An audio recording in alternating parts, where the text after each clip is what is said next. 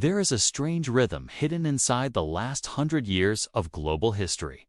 A rhythm so precise, so unnervingly consistent, that once you see it, you can't unsee it. Every 50 to 55 years, roughly a human economic lifetime, the world seems to move through the same sequence. A speculative boom, a market crash, a currency fracture, a surge of geopolitical conflict, and the birth of a new global order. Historians and economic researchers have pointed to versions of this pattern before. Some call it the long cycle, others refer to it as the fourth turning. Others simply call it the generational reset. None agree on exact dates or mechanisms, but many notice the same rhythm. 1870s, 1920s, 1970s, 2020s. Different eras, different technologies, different governments, but eerily similar pressures building underneath. This video isn't claiming destiny. It isn't predicting the future. It isn't suggesting history is locked into a timetable. It simply traces a historical arc of 52-year cycle that appears again and again in global markets, money systems, and power structures. Not a prophecy, but a pattern. And the pattern begins in the roaring 1920s. The 1920s, one of the loudest decades in human memory. A decade where money felt effortless, credit felt infinite, and booming markets made people believe the old rules no longer applied. Stocks soared. Banks lent freely. New technologies, radio, automobiles, industrial machinery made life move faster and expectations rise even higher. But beneath the jazz, champagne, and skyscrapers, something fragile was forming. A debt bubble, a widening wealth gap, an over-financialized economy, a monetary system stretched thin. The global reserve currency was gold-backed. But governments were spending at levels the gold stock could not support. Speculation pushed asset prices far beyond their fundamentals. And ordinary people, newly exposed to the stock market, believed prosperity was permanent. This was the first phase of the cycle, the Euphoria Stage. The second phase arrived suddenly. The crash of 1929 did not just erase wealth, it shattered the global financial architecture. Banks collapsed. Credit evaporated. Unemployment soared. Currencies destabilized. And as the world tried to recover, geopolitical tensions intensified. Japan expanded across Asia. Germany rearmed. Europe fractured. Global trade suffocated. The world was entering the conflict stage, the middle of the long cycle. By the 1940s, the global order broke apart entirely. The era that began with champagne towers ended with fleets, tanks, and ration cards. When the dust settled, the world had to rebuild everything: its economies, its institutions, its currencies. And so a new era was born. The post-war order, backed by the US dollar, the Bretton Woods system, and a global architecture designed to prevent the chaos of the 1920s and 1930s from returning. But cycles do not end. They evolve. And 52 years after the roaring 1920s began, the world entered the 1970s. The 1970s felt nothing like the 1920s on the surface. There were no flapper dresses or Wall Street booms. But beneath the cultural differences, the deep economic mechanics were startlingly familiar. The world was once again running on a monetary structure that could no longer support its obligations. Governments were spending more than they could anchor. Currencies were under stress. Inflation was creeping. By 1971, the pressure cracked. The United States suspended the convertibility of the dollar into gold. Bretton Woods, the system created in the aftermath of the Second World War, was effectively over. The global order didn't collapse, but it transformed. Oil prices quadrupled in 1973. Inflation surged into double digits. Recession collided with rising prices, a phenomenon economists called stagflation. Stock markets stagnated for a decade. Geopolitical conflict intensified across the Middle East, Africa, and Southeast Asia. New powers emerged. Old powers weakened. once again, roughly half a century after the previous upheaval. The world entered a period of currency stress, geopolitical tension, and economic instability. And yet, just like after the crises of the 1930s and 1940s, a new order eventually emerged by the 1980s and 1990s. Deregulation, globalization, financial innovation, debt expansion, a booming dollar-based system, and a new era of technological acceleration. The long cycle completed, and another one began. And here is where the pattern becomes uncomfortable. Because if the 1920s led into the 1970s, and the 1970s led into the 2020s, then we are now living in the third act of a repeating 52-year rhythm.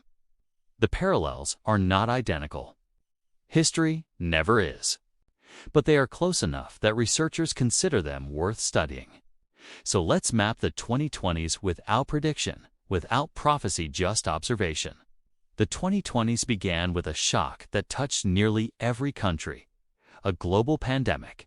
Governments around the world injected massive fiscal stimulus to prevent economic collapse. Central banks pushed interest rates to historic lows. Money supply grew rapidly in many major economies. Supply chains began to crack. And after nearly 4 decades of low inflation, prices surged. This alone resembled the pressures of the early 1970s, rising fiscal pressure, monetary strain, and inflationary aftershocks. But the parallels go deeper. In the late 1960s, the world saw rising social tensions, protests, and generational divides. In the early 2020s, similar social shifts reappeared, new political realignments, cultural fractures, and a sense that established institutions were losing authority. In the 1970s, conflicts over commodities, especially oil, reshaped global alliances. In the 2020s, energy transitions, sanctions, and supply chain realignments are once again restructuring global trade flows. In the early 1970s, the global reserve system fractured as the dollar left gold. In the 2020s, questions about currency regimes reemerged not as a collapse, but as a diversification. More yuan-based trade, more gold reserves, more digital currency experiments, more countries exploring payment systems outside the dollar. This does not signal the end of the dollar. Major reserve currencies rarely disappear quickly. But it fits the cycle's pattern. Stress on the monetary core, diversification on the edges, and a world renegotiating how trade is settled. And just like the early 1970s, today's world is experiencing elevated geopolitical tension. Not a repetition of past wars, simply a renewed era of rivalry and strategic caution. These are the echoes that historians point to when they map long cycles. The 2020s are not repeating the 1920s or the 1970s, but they rhyme. To understand the 52-year rhythm, it helps to break it into 4 repeating phases. First, the boom phase, a period of optimism, innovation, asset growth, and rapid expansion. The 1920s had it. The 1960s had it. The 2010s experienced a version of it with low rates and tech acceleration. Second, the stress phase. Monetary constraints, rising inequality, overheating asset markets, inflation pressures. This phase appeared in the late 1920s, the late 1960s, and the late 2010s. Third, the fracture phase. Currency adjustments, institutional breakdowns, financial instability.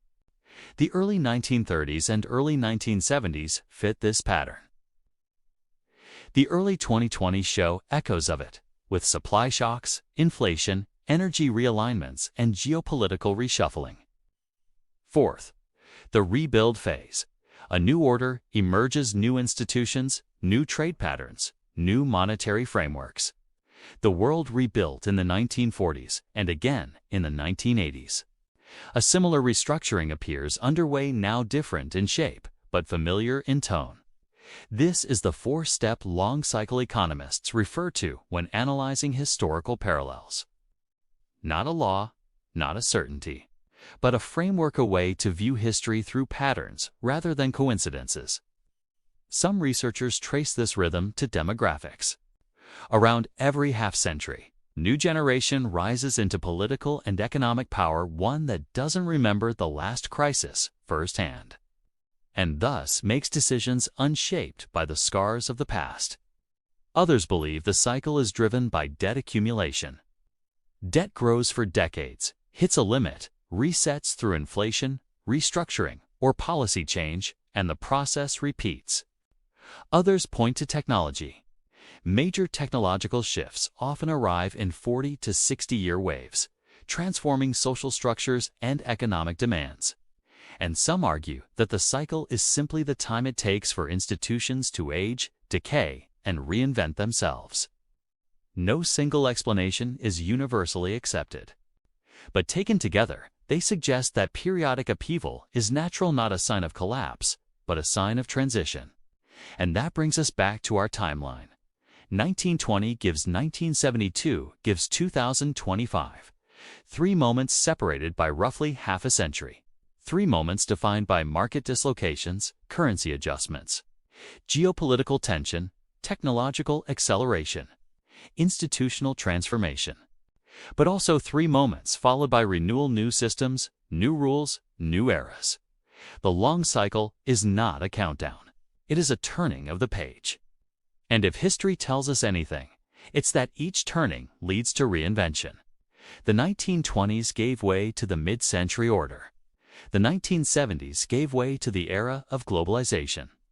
And the 2020s, despite their challenges, are laying the groundwork for another transition toward new energy systems, new technologies, new financial rails, and new global alignments. Cycles do not end the world, they reshape it. And understanding these rhythms doesn't predict the future, but it helps us read the present with clearer eyes. The long cycle is not destiny, it is context. A reminder that every era feels unprecedented to the people living through it, and familiar to the people studying what came before. If seeing this pattern changed the way you understand history, money, and global power, subscribe because the next episode dives deeper into the generational reset. Why economies reinvent themselves every 20 to 30 years. History doesn't hide its patterns. It reveals them once you know where to look.